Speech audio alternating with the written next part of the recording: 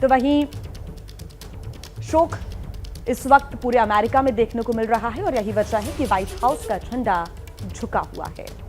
Texas के school में यह फायरिंग हुई है। इसके पहले भी कई ऐसी घटनाएं सामने आई हैं। उन घटनाओं के बारे में भी आपको हम बता रहे हैं।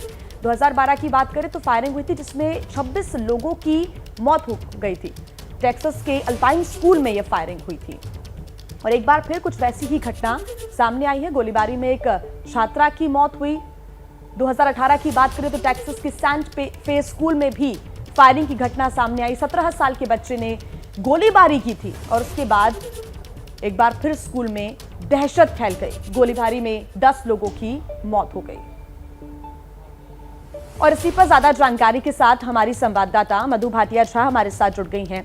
मधु, एक बार फिर ये घटना जो कि टेक्सास को दहला देने के लिए काफी है। स्कूल के अंदर एक युवक घुसता है और 18 समेत 21 लोगों की मौत अंधाधुंध फायरिंग के कारण। क्या जानकारी? जी बिल्कुल, ये पूरी अमेरिका को दहला देने वाली घटना है, सिर्फ टेक्सास के लिए ही नहीं। ये जो 18 साल का लड़का था सैल्वाडोर रामोस, वो उसी इलाके का हाई स्कूल स्टूडेंट था और उसने पहले अपने घर में जाके अपनी ग्रैंडमदर को गोली से मारा। फिर वो असॉल्ट वेपन्स जो उसने खरीदे थे, 2 असॉल्ट वेपन्स, उन्हें लेकर वो एलिमेंट्री स्कूल में गया जहां पर केजी से लेकर 5वीं कक्षा तक के बच्चे पढ़ते हैं, यानी सिर्फ 5 साल से 11 साल की उम्र तक के बच्चे। और वहां जाके उसने अंधाधुंध फायरिंग करी जिसमें 18 बच्चों की मौत हो गई है और एक टीचर की भी मौत की पुष्टि हुई है। इसके अलावा फिलहाल एक अभिभावक की तरफ से खबर आई है कि उनकी एक 10 साल की बच्ची है जो उसी स्कूल में पढ़ती थी, जो फिलहाल जिसका अता पता नहीं चल पाया है, वो मिसिंग है। ना उसे स्कूल में देखा गया, ना ही वो अस्पताल में कहीं है, तो उसकी तलाश भी की जा रही है। तो ये सब घटना के बाद फिलहाल स्कूल को बाकी के जो दिन बचे थे, ये साल जो अमेरिका का स्कूल ईयर है वो अगले 1 हफ्ते के अंदर खत्म होने वाला था और छुट्टियां शुरू होने वाली थी। तो आने वाले समय 1 हफ्ते के लिए स्कूल को पूरी तरह से कैंसिल कर दिया गया है। जितनी ग्रेजुएशन सेरेमनीज होनी थी वो सब कैंसिल कर दी गई हैं और साथ ही ग्रीफ काउंसलिंग कल सुबह से शुरू होगी।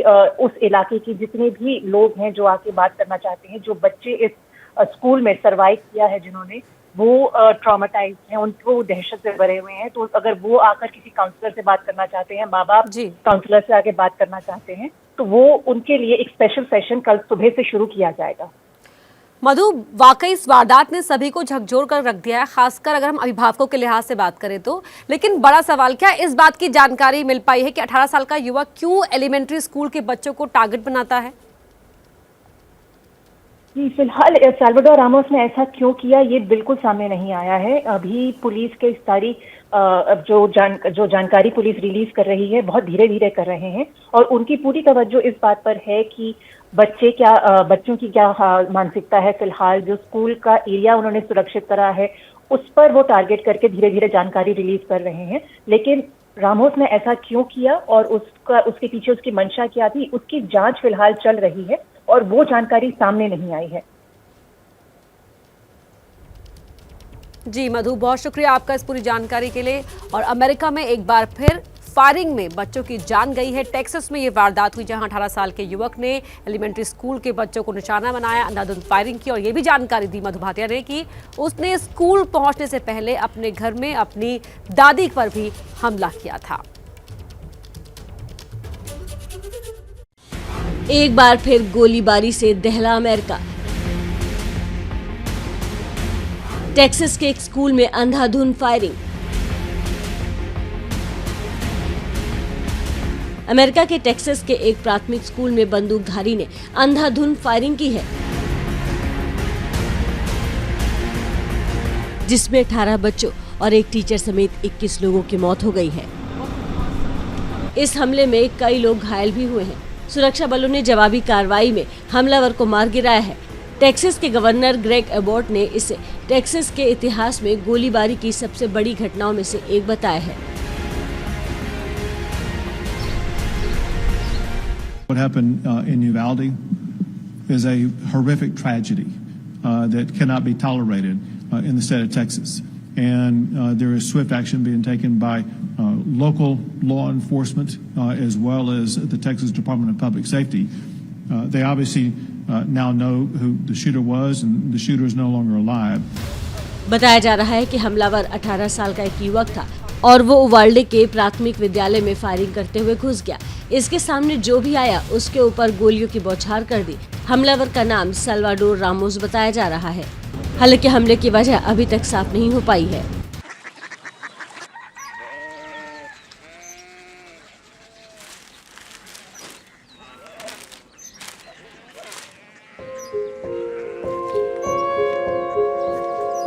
बाबा बाबा कोरिया सिटी জানি না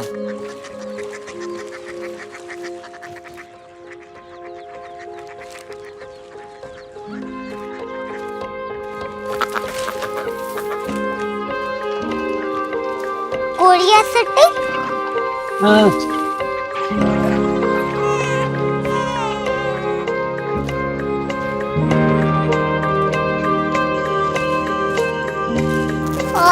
कोरिया सिटी कहाँ पे है?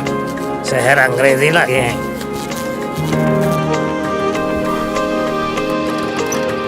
कोरिया सिटी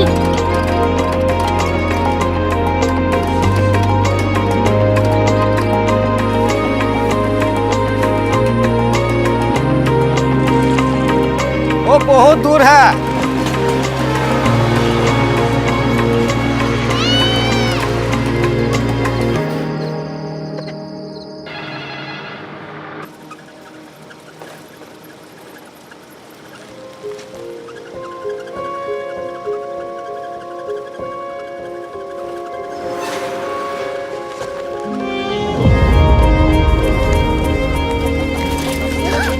कोरिया सिटी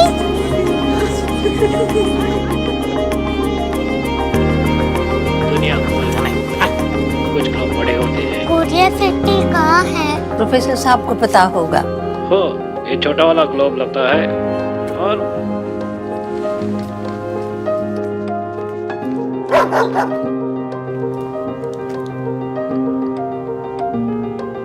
पता नहीं, मेरी बेटी से जाके मिल लो, शायद उसे मालूम हो।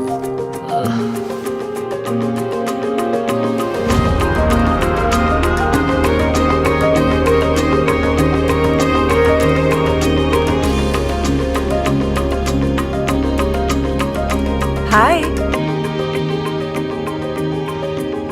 बाबा ने भेजा है। Come here. Korea city Korea city नहीं, क्यूरियोसिटी। वो क्या? That's what brought you here? जो तुम्हें यहाँ तक ले आया। क्यूरियोसिटी